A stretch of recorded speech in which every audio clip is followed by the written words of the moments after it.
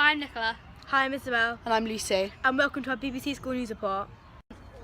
Today we are going to be reporting on how musicians connect with their audiences and how you can become internet famous when posting videos online. It used to be that when you're an aspiring musician you had to get talent spotted, but nowadays anyone can post a video online and become famous. Somebody who has done this is Conor Maynard. He has over 1 million subscribers and he posts mainly singing videos. He's also done many collabs with other YouTube stars. Here are some facts about Conor Maynard. He got offered a record deal in LA and UK. He's an ex-student of the school. Within 6 months, the video to Can't Say No had over 14 million views and it sold over 17,000 copies. Neo became his mentor after viewing the cover of Beautiful Monster. He uploaded his first cover on Lee Carr's Breathe on YouTube in 2006. So now we have a game where we give you a quote from one of your old teachers and you have to guess who said it. Cool. Okay, so I attempted to teach him in year 8. He was often there, but when he was there, he was often not there, but when he was there, he mainly sat in one of the four corners of the room with 3 other naughty boys talking to them. Conor was obviously intelligent, but totally disinterested. Is it A, Miss Cunningham, B, Miss Hod, or C, Mr. Cliggan?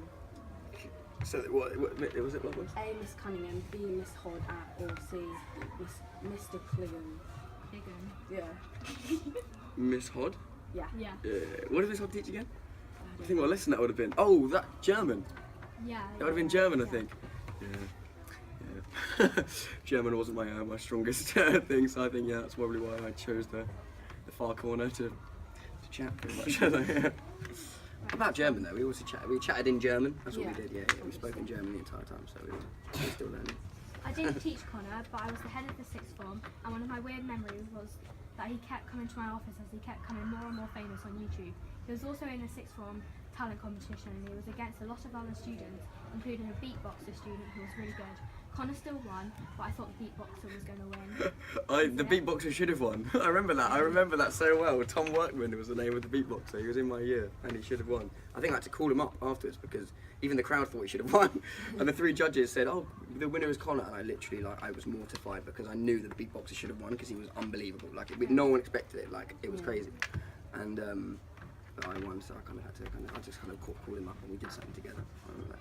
What are the options? Is it A, Mr. Miller, B, Miss Hudson, or C, Mr. Cliggan? Mr. Kling, isn't it Mr. Klingham? Yeah. Yeah, that is Mr. Klingham then, that's the answer.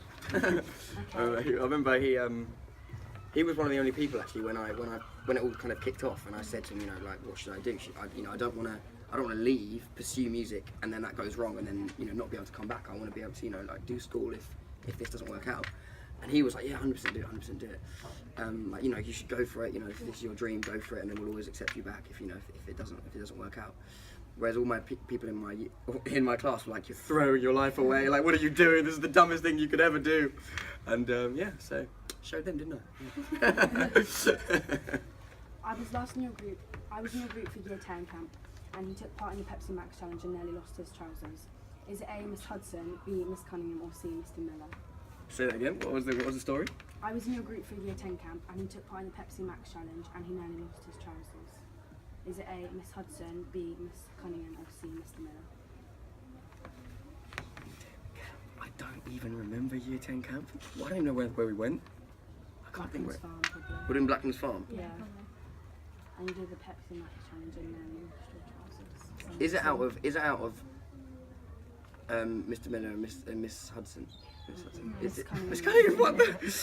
I'm so bad at this. Why don't I remember anything? My memory is so bad. Miss Cunningham was your leader. Was my leader of my Yeah. I don't even remember year 10 camp. I don't actually remember any of it. Oh, wow. Can't think. But it was so amazing though. Please, everyone who's in year 10, you should go on year 10 camp. You'll never forget it. It'll be the most memorable experience of your entire life. Okay, amazing. Last one. I'm doing so bad. This is so bad. She remembers you with a measuring tape on Shore and Beach doing some very good field work. Is it Miss Baldwin, Miss Kelly, or Miss Larkin? That would be Miss Larkin. Yeah. Yeah, I remember that. That was for geography. Yeah. I remember doing that. So you got 2 right. Yay! Out of how many? How many were there? 5. 5. Wow. You're nearly there. The worst people of all time. You see, obviously I was trying to block my school years up there. No, it wasn't really. But yeah, that's so weird. Sometimes I really don't remember. Yeah. That's so strange how they remember it and I don't. Thank you for playing the game. Thank you for I'm Nicola. I'm Isabel. And I'm Lucy, reporting from BBC School News Report. Hello, I'm Erin from Cardinal Newman Catholic School and welcome to BBC News. Today's news. Are you aware of the increase of homelessness in the UK in the past few years? What about the risks? Or have you ever wondered what can be done to help the unsettled? For more details on these tragedies, I hand you over to my correspondent Ellie. Did you know that in 2015, government statistics showed that 3,569 people slept rough on any one night across England?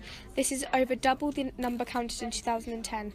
There are many risks of being homeless, such as being targeted by gangs, contracting viruses or disease from dirty streets or plummeting weather of the UK, or the fact that they have no money to buy food or water, making survival a struggle. This is not just a problem in the UK, it's a much bigger problem globally, with around 100 million people sleeping rough every year. But more locally, in places like Brighton and Hove, where there's been complications where major consequences has occurred, such as this man who was without shelter and was carelessly removed from his one-night home. Thank you for watching our news report. I hope you enjoyed. Goodbye. I'm sure you're aware of the homelessness issue in the UK, but how would you think homelessness has affected people in the UK? Well, I mean, we're all affected by homelessness because people who are homeless are, by definition, some of the most vulnerable people we have in our society. And if we have people who are that vulnerable and they are sleeping rough on our streets, then it speaks to who we are as a society right now. And it really worries me that particularly in a place like Brighton, where rough sleeping in the last 10 years has gone up almost fourfold. You know, between 1997, when Labour took over the government, we reduced rough sleeping by 95%. And now we're finding ourselves in the position again of having to make the same pledges that we were making 20 years ago to try and tackle rough sleeping. So it is a huge problem. You know, we in the city feel it very particularly because we have a very acute rough sleeping problem, but we also know that there were 2 deaths over Christmas of people who are rough sleeping. We know that just this week that somebody who was sleeping rough in the doorway of a shop was set on fire. You know, these are vulnerable people who are being persecuted. Very often they are committing crime, but most often they are victims of crime as well. So if we accept the principle that they cannot get the care and support they need rough sleeping, then we have to find a way to get them off the streets and to support them on that journey going forward, and not victimise them and allow them to continue to be victims of crime as they are at the moment. I understand Labour has supported homeless charities, but what have you done to help the homeless people in Hove? Well, we've just set up, I became an MP 8 months ago, and we also took back control of the council. And you know, this is the reason why many of us were motivated to go into politics, was to make sure we could give voice to people who were disenfranchised and were extremely vulnerable, but also to get the support that they need. So what Labour has just done, just this week actually, set up a homelessness task force so that we can refocus the council's efforts locally on tackling the issue. Now, Councillor Moonan, who is a newly elected councillor who is absolutely first rate, she is going to be heading this task force, and we've pledged to end youth rough sleeping by 2020 in our city. We can't do it nationwide because we don't control the government nationwide, we're in opposition nationwide, but we do control the councils. So I'm the Member of Parliament, and we now are the administration in the council, and we have pledged that nobody will be sleeping rough by 2020. So it's a really ambitious target. Considering that central government are not helping us, we're having to do this with really limited budgets here, but we are determined to do this because we cannot live in a society, particularly in Brighton and Hove, where we are so proud of our values and proud of our city. We cannot continue to step over people who are sleeping rough and living in the most appalling conditions, and then when we're at home in bed, they are sleeping on the streets, fearful for their lives. And how does homelessness generally make you feel? Well, you know, all of us react in a fairly similar way because, you know, when you know, when you walk past somebody, particularly late at night in midwinter, and they are on, you know, a very old sleeping bag, which is the only thing that lies between them and a wet pavement, it can't not affect you. Now, on top of that, we have this thing where we see so many people who are sleeping rough that you kind of become desensitized to it. Because, you know, I still go home and sleep in my bed knowing that there are people out there who are sleeping rough. And I, like almost everybody else, you know, carry on with my life, sometimes overwhelmed by the growing scale of homelessness in our own city. But because it is an overwhelming problem, doesn't mean that we shouldn't do something about it. And that's why we've decided to set up the task force locally, and that's why we've set ourselves a target that almost no other city has pledged to. So by 2020 we will have ended rough sleeping here. It might seem like a really difficult thing to achieve. It is difficult to achieve, but it's also the right thing to strive to, and I think when we make the case to the public, they will understand exactly why we've done it. Okay. Lastly, do you feel that maybe you could do more to help with the issue? Yes, because it's still there. You know, it's a problem that is still on our streets, so, and as long as it is there, there is more that I personally can do. There is more that each and every one of us can do. You know, for me personally, it's one of many issues which we face, which are really, really chronic at the moment in society, and we need to find a way of tackling many of them simultaneously, because we have really big issues bubbling away in our society at the moment which need tackling. But that doesn't mean that we shouldn't show real vigour and we shouldn't show real ambition in how we tackle them. My political generation has seen that we can do it, you know, in rough sleeping, in delivering health outcomes, in delivering outcomes for young people in education from disadvantaged backgrounds. We proved we could do it when we were in government from 1997 to 2010. We now need to, which is a really difficult thing, we now need to face up that we're in a society where we've got to make those pledges all over again. To make those pledges again in the same political lifetime is really disheartening, but we are where we are, and it comes to a new generation of politicians and new generations of citizens like yourselves who are going to have to commit to tackling this problem. Thank you for your time. Okay. Childhood obesity is a serious first world problem that affects children and adolescents across the nation. It occurs when a child is well above the normal weight for his or her age and height. Obesity isn't only a problem in adults. The number of children who are obese is increasing and has more than tripled in England over the past 25 years. Brighton and Hove is helping children stay within the recommended weight levels as the country attempts to tackle the growing obesity problem. Brighton and Hove City Council is not only raising awareness of free services, but it's also helping to reduce child obesity in the city.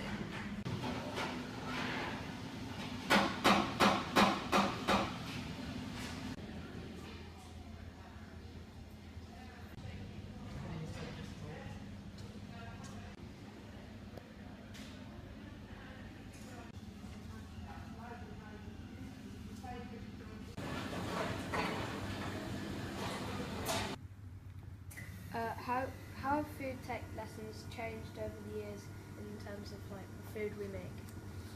When I was at school, there was a lot of emphasis on cooking which involved baking. So there was a lot of cake baking, lots of cookie making, lots of flapjack making, as well as cooking other meals. So, you know, cooking pasta dishes, doing a stir fry.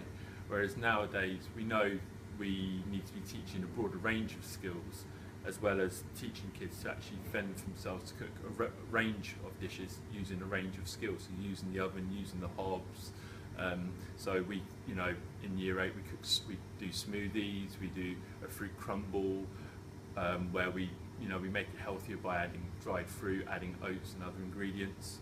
We show you how to stew your own fruit. We make fresh soups using a range of seasonal vegetables. We make pasta and rice salads where we make a dressing where, you know, to make it more flavoursome, make it more appealing to eat those nice foods. and bread making, which again is a skill which can be used in many ways. In year 9 we do falafel making, we do bean burger making, we make sauces, we make salads, so it's changed a lot. There's a bigger emphasis in a wide range of schools. Newer ingredients that weren't used or heard of probably 15 years ago or even more recently. Do you think there's an issue in the UK with child obesity at the moment? I think there is, and I think it's to do with a lot of processed foods that are out there in the market. There's a lot of food that's highly refined, so contains refined flours, refined sugars, all the nutrients have been stripped back, and it's providing high calorific food which obviously isn't being used in exercise or activity enough by some kids, not all, okay, because we were a bit more sedentary. You know, there's more kids who like to get home and play on the Xbox rather than get home and go and kick a football around in the street or other activities like that. Okay, thank you for your time. You're welcome. How do you think we can reduce obesity in school? I think primarily by education of our students. We have a very good and healthy dining room here which serves lovely healthy food, good nutritious food, and it is about learning that what snacks to have, when you can have them, what you allow yourself. So it's education for the student. How can we reduce the rate of obesity in the UK? Again, I think it's education. I think it has to be right from birth onwards. It's what you give your child as a parent, as a mother, as a grandparent, to tell them that healthy snacks are good, to educate them that fruit and vegetables are part of everyday eating, as well as having those treats of biscuits and chocolates.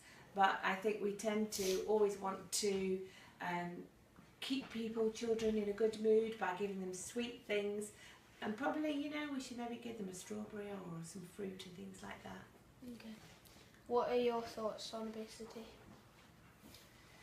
My thoughts on obesity, I do think we have a huge problem in this country with obesity, and I think again it is just getting them young. It's getting people to educate their taste buds that fruit is as good as other treats as well, and put fruits into treats rather than make it something that you've got to eat every day and you've got to endure because you need to be a certain size. I do think that it's very hard for some people to keep weight off. Exercise obviously is another thing that we need to encourage people to do, because obviously we sit and watch television, you know, the DS comes out, the Xbox comes out, we're too orientated to play with our multimedia things. So exercise is good walking, cycling, and I think, you know, a balance of everyday life, really. Okay, thank you for your time. Do you think the government promotes healthy foods enough? Yes, yeah, obviously they've brought out new guidelines, I think 2010, 2015, and they did a survey and analysed some figures, and they reckon that at least 28% of children between the ages of 2 to 18 are basically overweight, so they are addressing it. They've brought in things for schools like the food standards, where no drinks, no processed meats, and everything does get analysed and stuff what pupils in schools are eating. Do you think schools sell enough healthy food? Yeah, well, we're obliged to sell all our drinks are under 5% for pupils. Fresh fruit and fruit drinks that are available in the canteen, they're all sold at subsidised prices, so they are promoted within the schools. Okay. And what do you think about how do you feel about the sugar tax? Do you think it should be? Within a school environment, yeah. I don't think, this is only my views and not views of the company or something. I don't think it's a good idea. I think school meals, basically, there's bigger issues where pupils aren't eating school dinners or eating anything. I don't think a sugar tax would be helpful, but that is just my views. Okay, thank you for your time. That was quick. Yeah. We made this video to spread awareness of child obesity. Thank you very much for watching our report. Summer, Brazil, sports. As you all know, this year Rio will be hosting the 2016 Summer Olympics, and in this report we'll be investigating how athletes will prepare mentally and physically for the Olympics. Also, we'll be finding out how you'll be getting fit for this summer. Is Rio ready? Are the athletes ready? Are you ready? How do you think athletes are going to train for the Olympics? Depending on their sport, 5 months out they'll be getting ready for competitions now, getting as many competitions in as they can. Probably going to training camps all over the world. So Charlie Grice, former student here, will be going to places like Kenya and training at altitude. Depending on what they're doing, they'll be going to the best places in the world to do the best training. How do you recommend teenagers stay active during the summer? Teenagers, I would say, need to do exactly what they love doing the most. So be active is exactly the key word. Go skateboarding, be on a bike, go down the field and have a kick around with your friends. Be outside and do things that while you're moving around and you don't even realise that you're out and burning calories and you're moving around and getting fitter just by enjoying yourself. Be active. Would you say any different for just like older public, like adults? Exactly the same, but obviously their interests may be different. So let's say they need to go out and walk the dog, take strolls, move or lose movement. And would you even recommend joining a gym or something like that? Absolutely, there's plenty of gyms out there. Facilities are getting better and better all the time.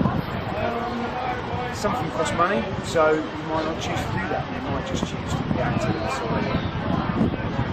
But if you've got the money and inclination to go to a gym, go and find one, do your research, find the best ones to you and something that's accessible and go there. And finally, who do you think is going to do best in the Olympics?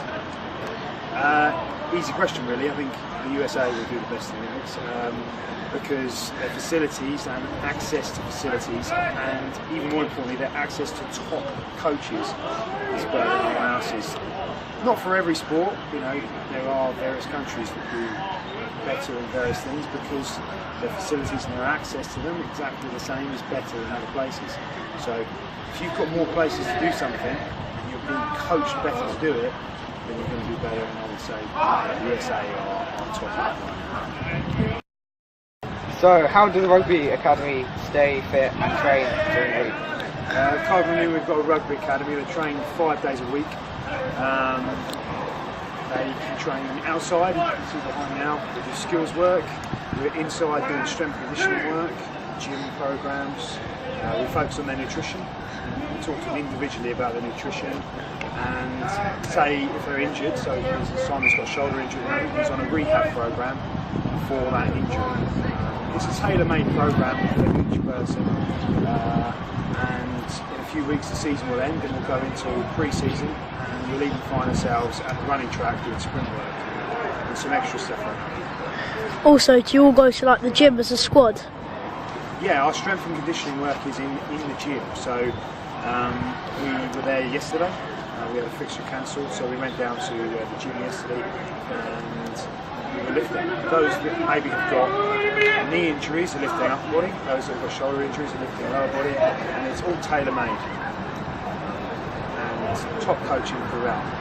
People walk into gyms and they don't necessarily know what they're doing at a younger age, especially when you're training for performance. And that's exactly what we're trying to do with our Rugby Academy, is performance training on various levels, inside, outside, nutrition. So now you know how athletes are staying fit and healthy. Are you guys taking it upon yourself to get fit, healthy and even lose a few? This has been BBC School Report live from Cardinal Newman Catholic School.